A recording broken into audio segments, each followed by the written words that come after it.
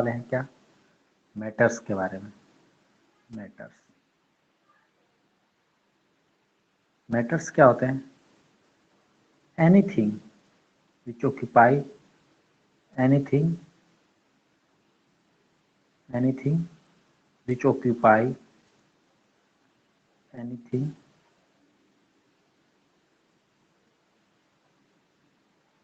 anything which have mass, which have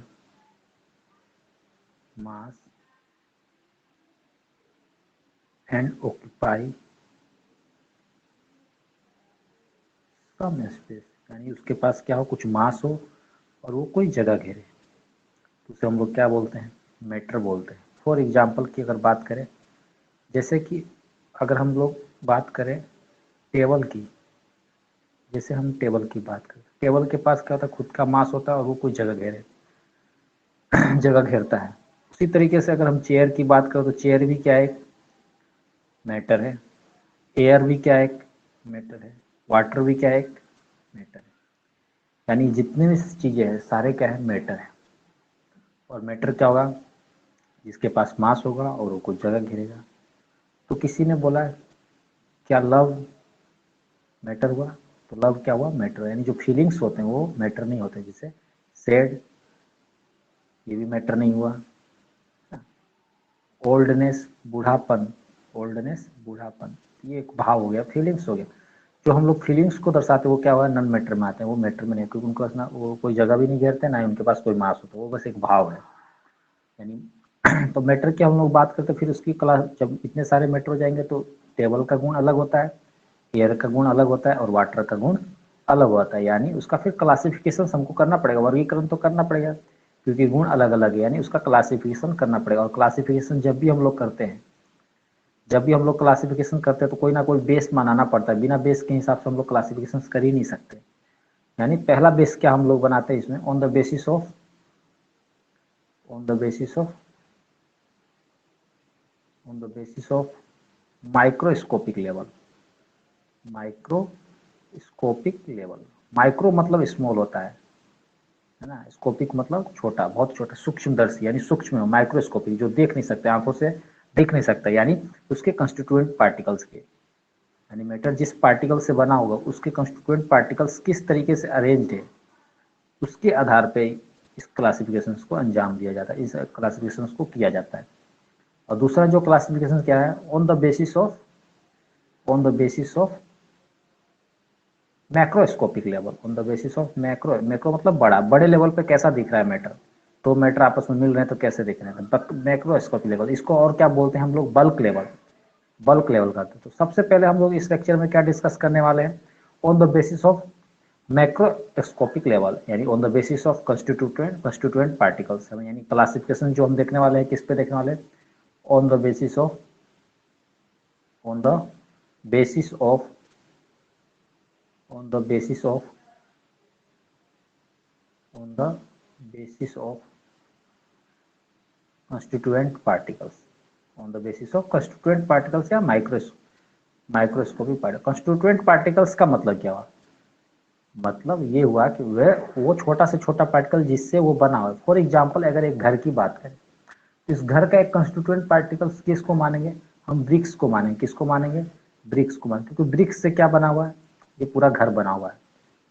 ठीक उसी प्रकार अगर मैटर के कंस्टिट्यूएंट पार्टिकल्स की बात करें तो वो किससे बना हुआ है, वो एटम से बना हुआ है। ठीक है, तो उसका कंस्टिट्यूएंट पार्टिकल्स क्या हो गया, एटम्स हो गया। अब ये एटम्स किस तरीके से अरेंज होते हैं, इसके आधार पर कितने तरह के क्लासिफिकेशन होते हैं, इसके आधार पर 5 तरह के क्लासिफिकेशन होते हैं। और वो पहला पांचों प्रकार क्या है उसको देखते हैं। जो पहला जो टाइप है उसको हम लोग क्या बोलते हैं, सॉलिड। उसको क्या बोलते हैं हम लोग, उसको हम लोग बोलते हैं सॉलिड। पहला जो टाइप है उसको हम लोग क्या बोलते हैं, सॉलिड। जो दूसरा जो टाइप है उसको क्या बोलेंगे हम लोग, उसको हम लोग बोलेंगे लिक्विड। उसको क्या बोलेंगे हम लोग, लिक्विड। तीसरा जो टाइप है उसको हम लोग क्या बोलते हैं, गैस बोलते हैं। उसको हम लोग क्या बोलते हैं, गैस बोलते हैं। इतना समझ में आ गया होगा। तो इसके अलावा दो और कौन से टाइप है, चौथा एक है प्लाज्मा, जिसको हम लोग बोलते हैं प्लाज्मा, ये स्टार्स में पाया जाता है। और पांचवा एक है बीईसी यानी बोस आइंस्टीन कंडेंसेट, इसको लैब में तैयार किया गया है। ठीक है, तो ये क्लासिफिकेशन है। तो इस लेक्चर में बेसिक हम लोग किसके बारे में पढ़ने वाले हैं, सॉलिड लिक्विड गैस, और इसी के बारे में ज़्यादातर पढ़ा ही जाता है क्योंकि यही हमारे आसपास दिखते भी है। तो आज हम लोग क्लासिफिकेशन करेंगे किसका, सॉलिड लिक्विड और गैस का हम लोग क्लासिफिकेशन करेंगे। तो क्लासिफिकेशन करने के लिए सबसे पहले हम लोग टॉपिक डालते हैं। पहला हम डालते हैं प्रॉपर्टी। क्या है प्रॉपर्टी, किस प्रॉपर्टी के आधार पर हम लोग इसको क्लासिफाई करें, है ना। उसके आधार पर क्या होगा, सॉलिड होगा एक तो, दूसरा क्या होगा लिक्विड होगा, और तीसरा क्या होगा गैस होगा। इतना समझ में आ चुका होगा। अब आगे हम थोड़ा सा इसको और आगे बढ़ते हैं कि क्या होता है। अगर इस तरीके से अगर ये कॉलम बनाएंगे तो इस तरीके से कॉलम बनेगा, 3 कॉलम बनेगा। इसको थोड़ा सा और सही से करते हैं, ये इस तरह से ये कॉलम बनेगा। यहाँ तक तो कोई दिक्कत नहीं हो रहा, बस सब समझ में आ रहा होगा, हर चीज समझ में आ रहा होगा। ठीक, ये 3 तरह का कॉलम है। जो पहली प्रॉपर्टी की बात करते हैं हम लोग, यानी जो पहली प्रॉपर्टी अगर हम लेते हैं उसको हम लोग क्या बोलते हैं, उसकी पहली जो प्रॉपर्टी उसको हम लेते हैं कंस्टिट्यूएंट पार्टिकल्स, यानी arrangement of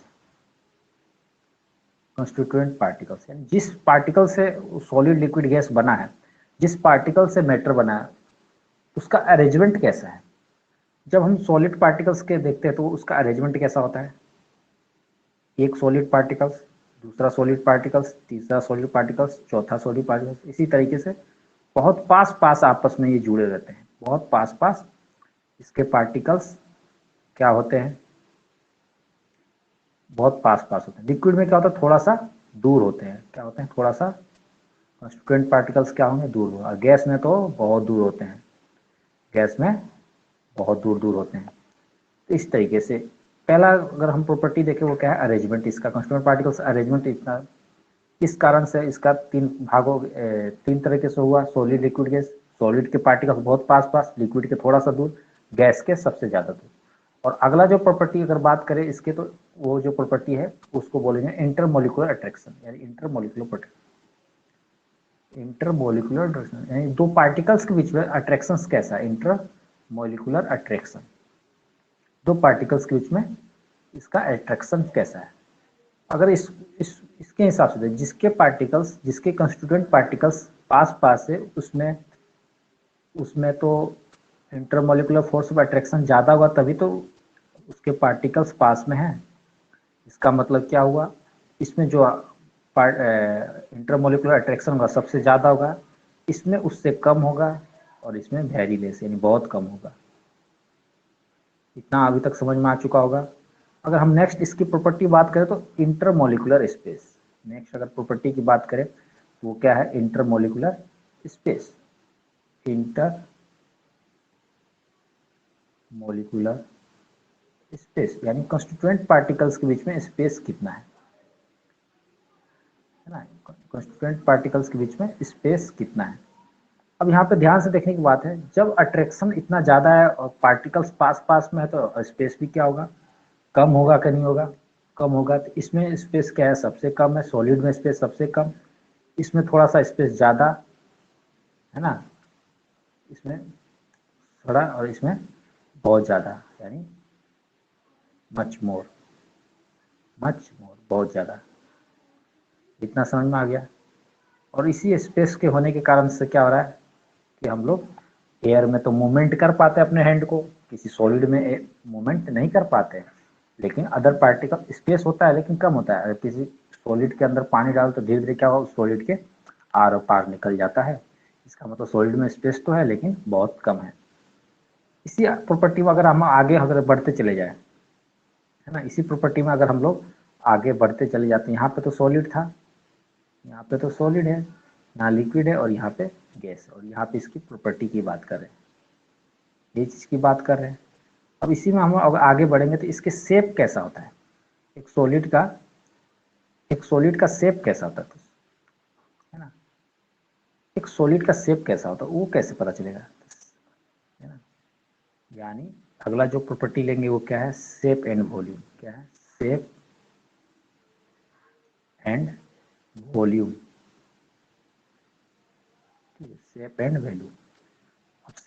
shape and volume की अगर बात करें तो सॉलिड के अंदर क्या होगा, इसका शेप और वॉल्यूम डेफिनिट होता है। क्या होता है, डेफिनिट होता है। यानी कहीं भी सॉलिड को रख दो उसका वॉल्यूम भी फिक्स रहेगा और शेप भी वैसा का वैसा रहेगा, ना ही कोई मूवमेंट करेगा, वैसा वैसा उसी जगह रहेगा।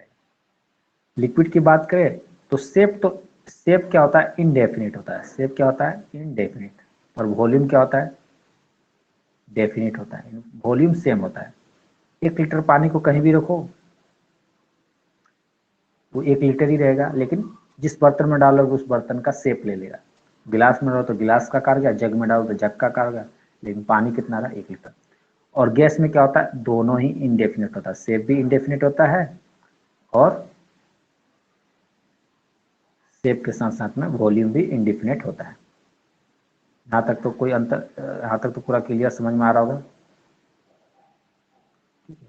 अगली जो प्रॉपर्टी की बात करते हैं उस प्रॉपर्टी को बोलते हैं फ्लूइडिटी। फ्लूइडिटी क्या होता है, और फ्लूइडिटी की बात करते हैं to ability to flow. Fluidity का मतलब क्या हो गया, फ्लूइडिटी का मतलब ये हो गया टू एबिलिटी टू फ्लो। बहने की जो प्रक्रिया है ना उसी को हम लोग क्या बोलते हैं, fluidity. To ability to flow. यानी फॉर एग्जाम्पल अगर मेरे पास क्या है, एक जग है, इस तरीके से जग है और इसमें क्या था, पानी था। क्या था, पानी था। इसमें क्या था, पानी था। और मैंने क्या किया, पानी को गिरा दिया। पानी को जैसे गिराऊंगा तो ये क्या करेगा, फैल जाएगा। ये जो बहने की जो प्रकृति है ना इसी को क्या बोलते हैं, फ्लूइडिटी। जो बहने की जो प्रकृति है इसी को क्या बोलते हैं, फ्लूइडिटी। तो फ्लूइडिटी बात करें तो किसमें होगा, इसमें तो फ्लूइडिटी सॉलिड को गिराओ वैसा का वैसा ही रहेगा, उसी जगह पर रहेगा। इसमें तो फ्लूइडिटी नहीं होती, इसमें होता है, फ्लूइडिटी होता है। और गैस में क्या होता है, सबसे ज्यादा फ्लूइडिटी होता है। गैस को रखो पूरे रूम में फैल जाएगा विद इन सेकेंड के अंदर। एलपीजी सिलेंडर थोड़ा सा गैस लीक करता है पूरे रूम में फैल जाता है, पता चल जाता है कि कहीं ना कहीं गैस लीक कर रहा है। इसका मतलब क्या है कि एलपीजी की सिलेंडर की फ्लूइडिटी ज्यादा है। अगली जो प्रॉपर्टी जो इंपॉर्टेंट है उसको बोलते हैं कंप्रेसिबिलिटी। अगली जो प्रॉपर्टी उसका क्या नाम है, कंप्रेसिबिलिटी। कंप्रेसिबिलिटी, कंप्रेसिबिलिटी ये प्रॉपर्टी है।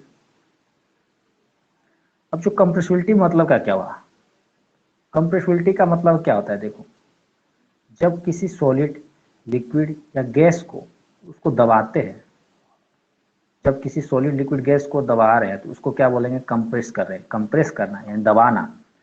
तो कितना तक कंप्रेस हो जाए उसी को बोलते हैं कंप्रेसिबिलिटी।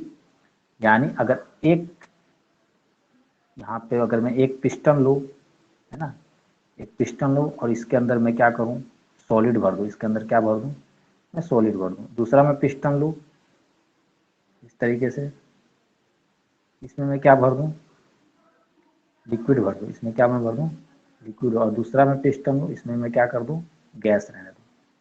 इसमें क्या रहने दूँ, गैस रहने दूँ। जो इसमें अगर देखेंगे ना ध्यान से तो गैस, इसमें क्या है, गैस है, इसमें क्या है, लिक्विड है, और इसमें क्या है, सॉलिड है। अब जैसे मैं ऊपर से इसको दबाने की कोशिश करूंगा तो ये कहाँ दबेगा ही नहीं, यहीं तक रह जाएगा। इसी को मैं ऊपर से दबाने की कोशिश करूँ तो ये यहाँ तक दब सकता है, और जैसे मैं इसको दबाने की और कोशिश करूँ तो ये बिल्कुल यहाँ तक दब सकता है। इसी को बोलते हैं कंप्रेसिबल। यानी जो सबसे ज़्यादा कंप्रेसिबल कौन हुआ, सबसे ज़्यादा कंप्रेसिबल ये हुआ। यानी सबसे ज़्यादा कंप्रेसिबल कौन सा हुआ, सबसे ज़्यादा कंप्रेसिबल हमारा गैस हुआ। यानी गैस सबसे ज़्यादा क्या है, कंप्रेसिबल है, सबसे ज़्यादा कंप्रेस किया जा सकता है।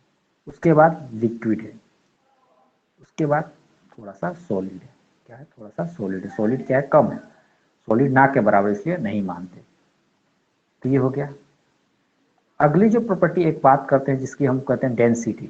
डेंसिटी क्या होता है, डेंसिटी होता है मास अपॉन वॉल्यूम। डेंसिटी बराबर क्या होता है, मास अपॉन वॉल्यूम।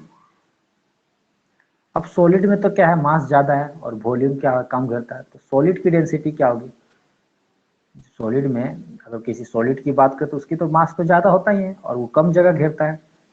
जब मास ज्यादा है और कम जगह घेरे तो सॉलिड की जो डेंसिटी होगी वो क्या होगा, ज्यादा होगा कि नहीं होगा, लिक्विड से होगा ही होगा। लिक्विड में क्या होता है, मास तो रहता है लेकिन वॉल्यूम थोड़ा सा ज़्यादा घेरता है, और गैस में क्या होता है, मास तो रहता ही नहीं है, वॉल्यूम जितना रहता है। तो नीचे वाला क्या है, नीचे वाला है डिनोमिनेटर, ऊपर वाला क्या है न्यूमरेटर। नीचे वाले की वैल्यू जितनी बढ़ेगी उतना ही डेंसिटी के वैल्यू कम होगा कि नहीं, क्योंकि भाग दे रहे हैं तो भाग देने में तो वैल्यू तो कम आएगा, तो उतना ही डेंसिटी कम, यानी सॉलिड की डेंसिटी सबसे ज़्यादा, लिक्विड की उससे कम, और गैस की सबसे कम। तो आज के लेक्चर में इतना ही। आई होप आप लोग को समझ में आया होगा सॉलिड लिक्विड गैस के क्लासिफिकेशंस के बारे में, मैटर के बारे में। आज के लिए इतना ही। Have a nice day, have a nice day, and all the best.